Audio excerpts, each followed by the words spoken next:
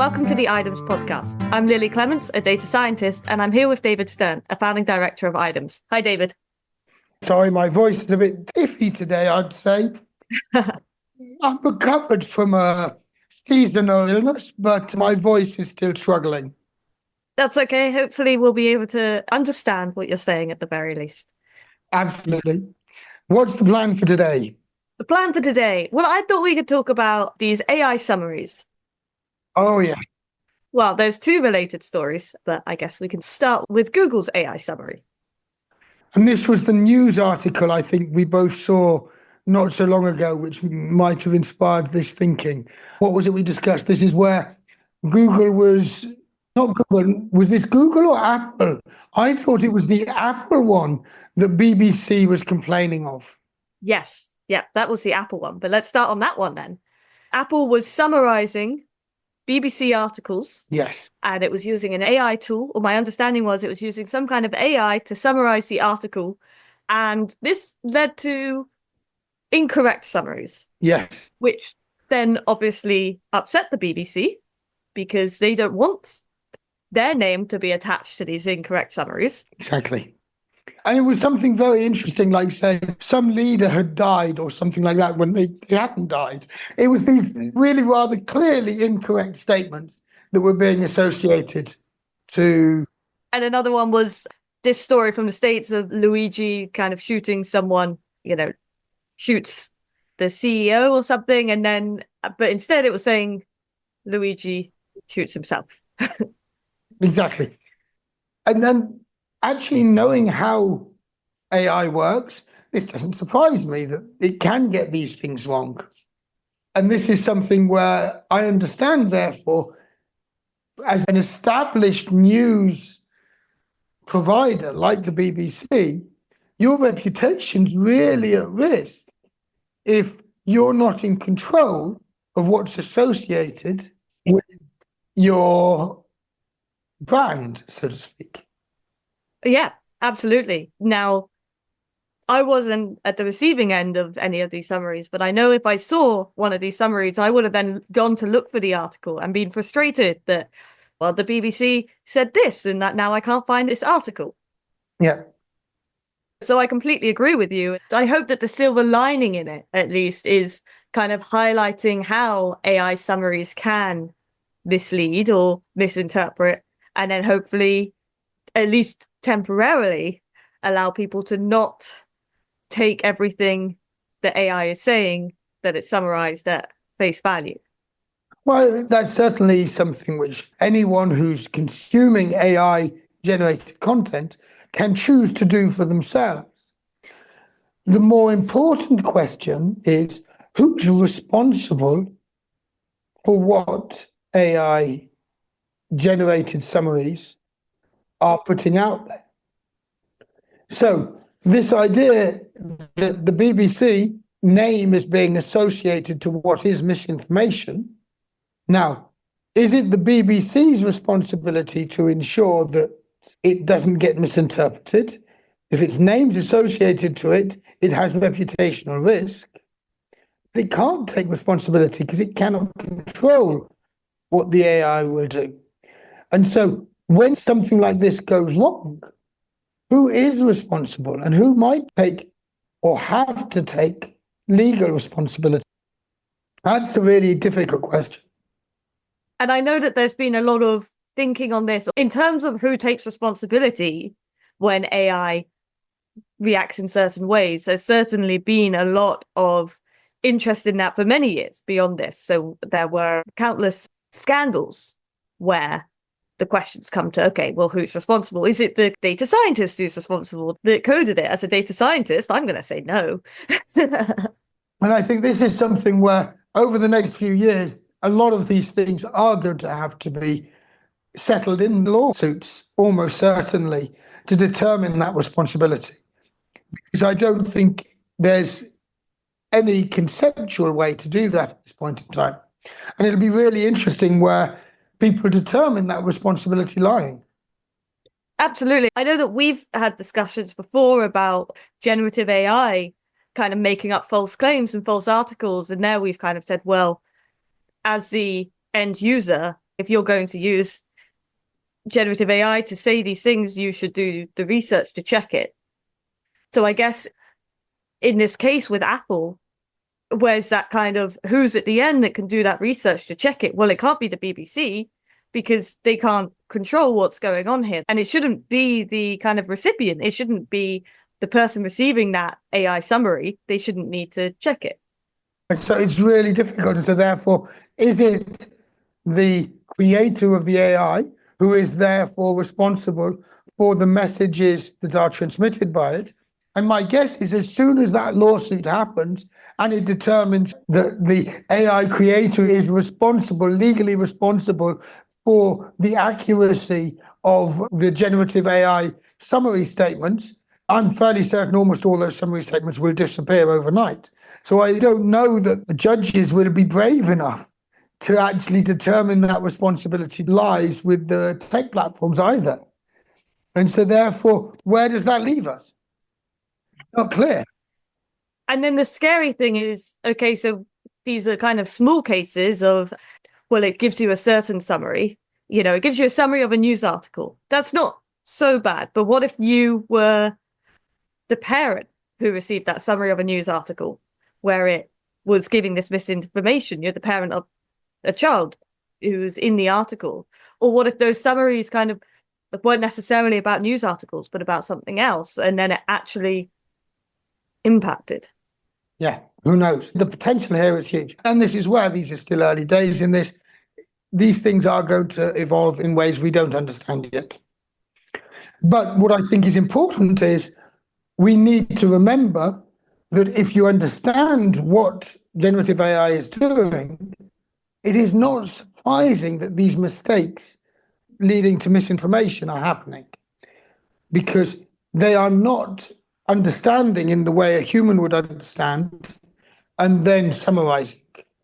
They are summarizing. And there's a fundamental difference. And there is, but it's still hard to get. I mean, I'm a human. I know how humans think. I mean, I say think, but AI doesn't think like we do. It's still hard to get your head around this idea that, you know, how's it doing it? Yeah. You had another example. You weren't going to choose the Apple example. So what was the one you were going to start with?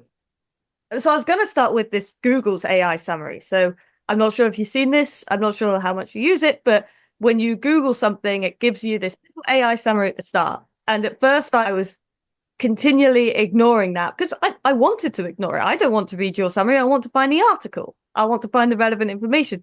But now I find myself even drawn to reading it. I don't even know when that happened. I think just I started accidentally reading it. And now I do read it. I don't know if we can turn it off. I hope I can. If I can, I'll turn it off. Because then yesterday, the day before recording this, I was climbing indoors at a usual gym that we climb at, bouldering. Everything's fine. And I had a fall off one of the heights. And I fell down and I had to go to A&E as a result. Everything's fine. If I understand correctly, your ankle is not totally fine. But everything's fine. I mean, you're healthy enough to record this podcast with me. I can record and I can do everything but move. And I'll have to wait a little bit longer until I can do some exercise again. But that's fine, yes. Mentally and otherwise, physically, everything is okay. And while I was there, they wanted to know, okay, what was the height of the wall you came off? Because there's some kind of threshold. If it's above a certain threshold, and I think it was around 15 foot, but I can't remember. But if it was above a certain threshold, then they needed to check me over for kind of damage to, well, they were going to check anyway, I guess, but damage to like my back and things. The landing you fall on is very soft. Happens all the time. Yep. And so I Googled it. So I just Googled the name of the place I went climbing and I Googled how tall are the bouldering sacks. I know it's not too tall. And the kind of Google AI summary came up saying 22 meters. And I didn't think about that at first. It's pretty high. Yeah, that you definitely want to check me over. Absolutely. And I just wasn't thinking in the moment. I was like, 22 meters. Then I said to them, like, it says here 22 meters, but that definitely can't be right. And then I read the article a bit more and it said 22 foot or 20 foot. And so I was like, okay, it says here it was about 20 foot. But again, that seems a little bit too tall. In the end, I think it was about 15 foot. But what happened was I was like, okay, this summary is saying something that's clearly incorrect. So I went onto their website to see if I could find it on there. And on their website, I came across an article saying that they were going to install a 22-meter bordering wall for you to climb up. And the article was then dated the 1st of April. And the article ended with Happy April Fool's Day. So it's like, oh, this 22-meter thing obviously isn't as tall as it was. Like, I knew that. But the AI summary can't decipher, the Google's AI tool can't tell that this is an April Fool's article. Oh, wonderful.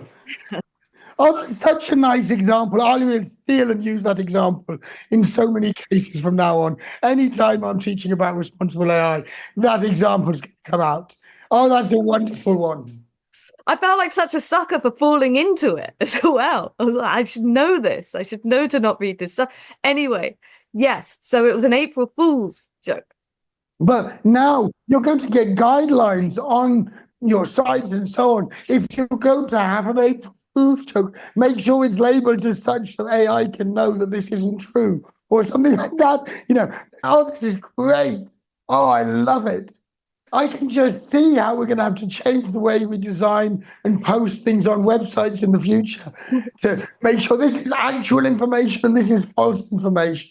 Oh, I love it. Yeah, it'll get interesting.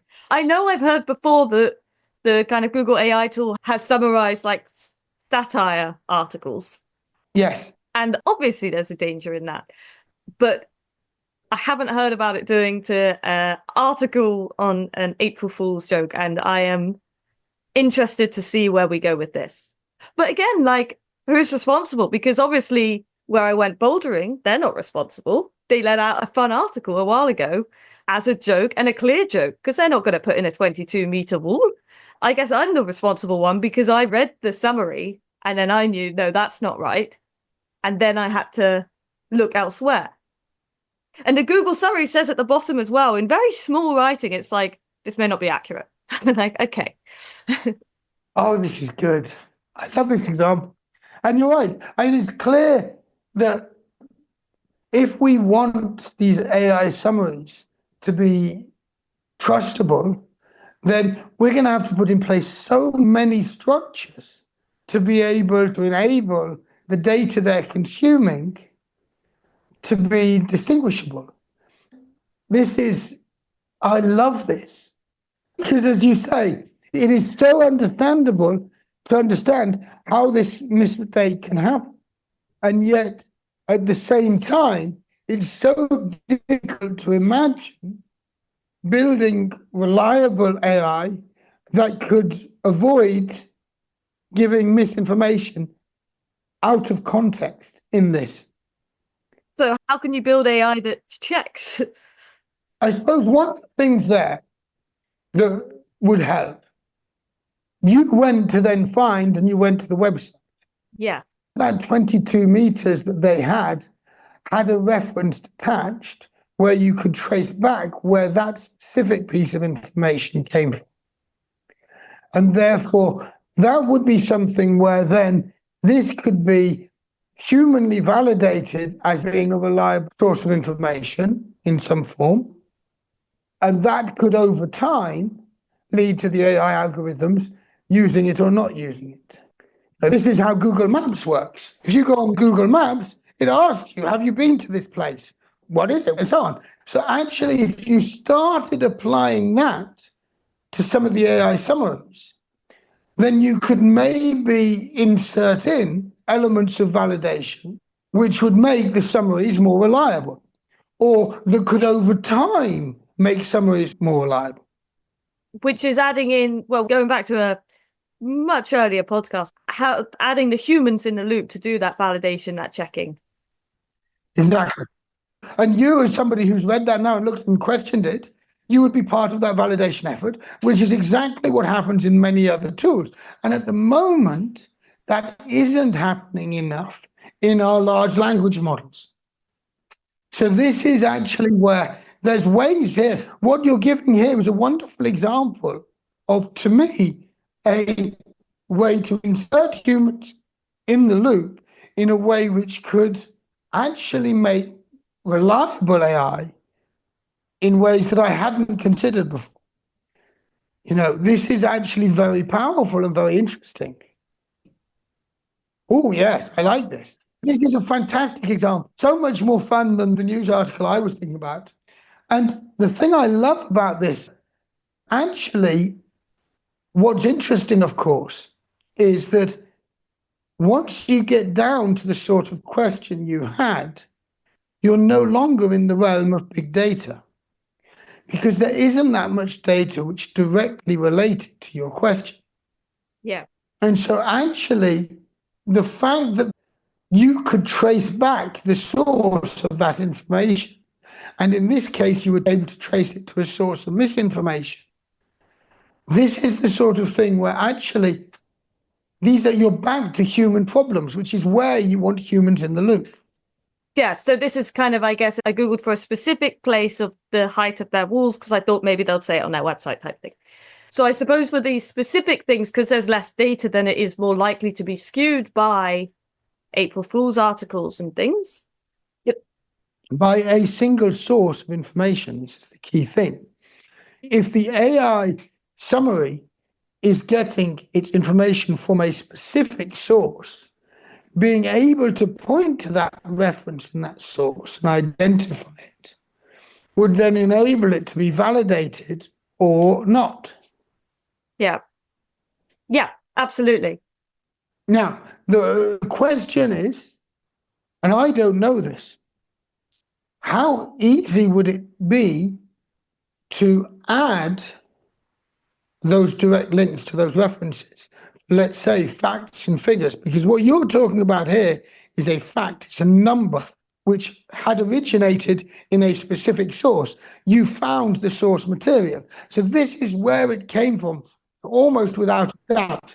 AI didn't invent this, it found this in its memory bank.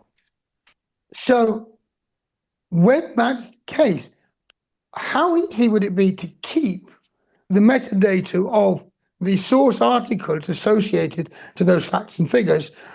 Other generative AI tools have now started to give direct citations in line, if you ask it. Absolutely. And this is something where, particularly more academic tools that I've been using, this has been something which was a huge criticism in the past. A huge amount of work has happened, which has done this and which now enables this, and you can build this in. Could this be built in at the scale of Google Summary? I guess it's just a matter of time and effort. Yes, I presume it could.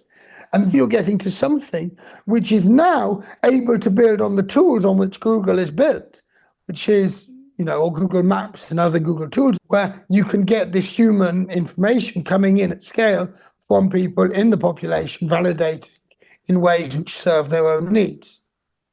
Interesting. Yeah, to me makes sense, and maybe that is something that they have in the pipeline or planned.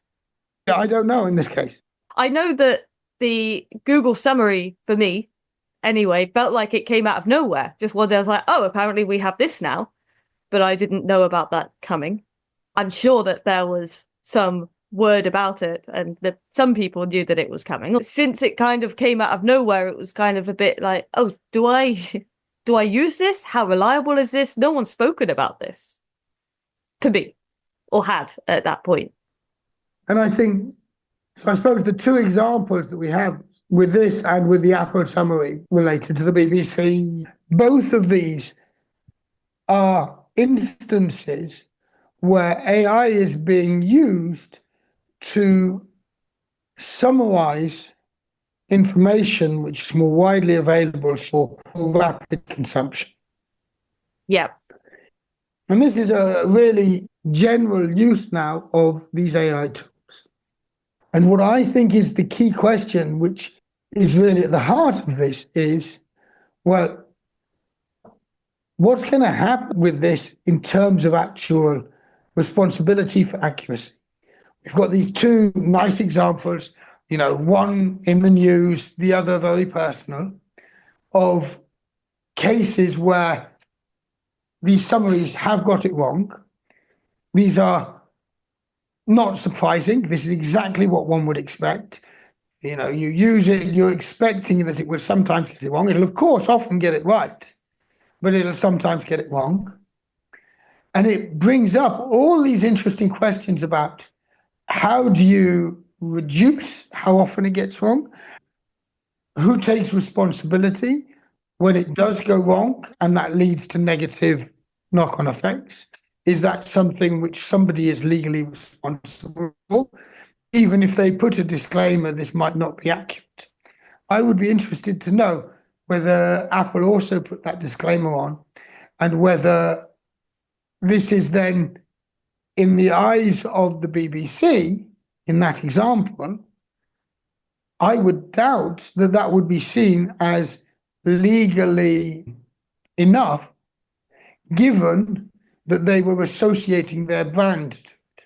So I think my guess is that in these two cases, I don't see any way, if I was in Apple's shoes or Google's on this, where I could imagine the BBC case being legally not at fault. If I was the one creating a summary and associating it to another legal entity, whatever disclaimer I have or anything, I would be worried that I would be found at fault. In the Google case for you, I think that disclaimer they have is probably enough. Yes. But I think it's interesting that in that case, I can see more easily how to fix it. Yeah. Because all you need to do is have this flagged enough times by enough people as the fact that this is misinformation or this is incorrect.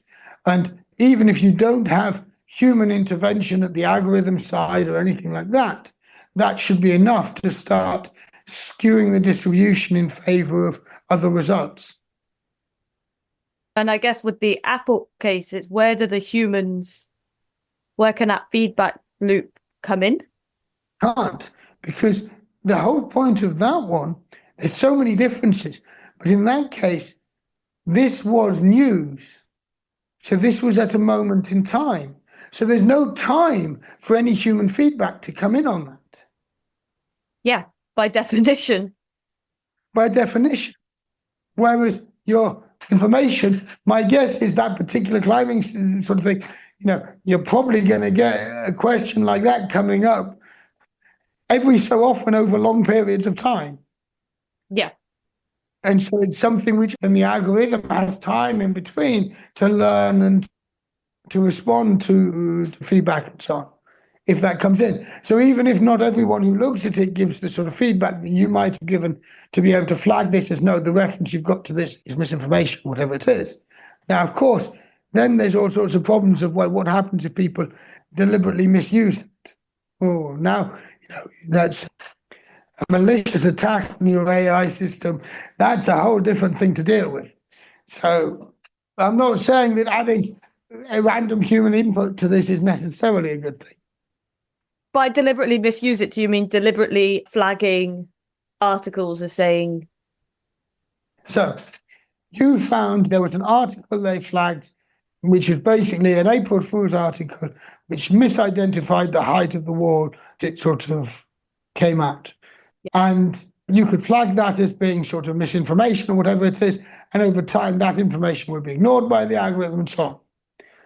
I'm a group of people who don't believe in climate change. When we search, what change in temperature is there, articles get referred back to the International Panel for Climate Change, which they flag as misinformation. And they make sure them and all their friends do it.